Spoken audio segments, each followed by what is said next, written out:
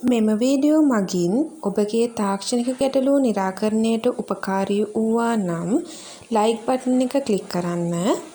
අපගේ නවතම තාක්ෂණික වීඩියෝ මගින් ඔබගේ තාක්ෂණික ගැටලු නිරාකරණයට සහ දැනුම වර්ධනයට පහළ ඇති සබ්ස්ක්‍රයිබ් බටන් එක සහ බෙල් අකුණ ක්ලික් කරන්න. මේ මැෂින් එකේ length dial එක ගලවා ඉවත් කර ඇති විට කොහොමද අපි නැවත ඒක නිවැරදිව සවි කරන්න කියලා අපි ඔබට පෙන්නනවා. ඔබ දකිනවා මේ ඇතුලේ තියෙන මේ ප්ලාස්ටික් වීල් එක. මේ වීල් එකේ කට්ටයක් තියෙනවා මෙන්න මේ ස්ථානයේ. අපි දැන් length dial එක ගලවලා තියෙනවා.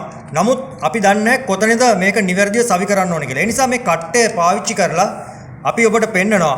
මේක කරකවලා ගේනවා. ඔබට පේනවා මෙතන මේ කළු පාට ප්ලේට් එකක් තියෙනවා.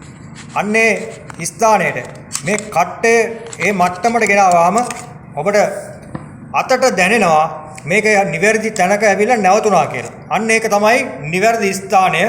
අපි ඊට පස්සේ length dial එක අරගෙන මේක S1 කියන පොසිෂන් එකේ තියලා අපිට පුළුවන් මේක නිවැරදිව මේකට සම්බන්ධ කරන්න. ඒ වගේම එතෙන්දි මතක තබා ගන්න ඕනේ මෙන්න මේ ස්ක්‍රීන් එක විශේෂයි. මේ ස්ක්‍රීන් එක මෙන්න මේ මැෂින් එකේ ඇතුළට පැත්තට මේ ආකාරයට සම්බන්ධ කරලා අපි මෙන්න මේ ඇන දෙකෙන්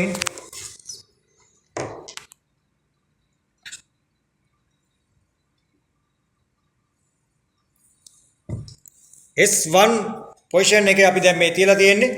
ඊළඟට අපි ස්ක්‍රීන් එක ඇතුල් කළා. දැන් අපි මේක ඇන දෙකෙන් මේක පහළට ටිකක් තද කරගෙන අපි සම්බන්ධ කරගන්නවා මෙන්න මේ ආකාරයට.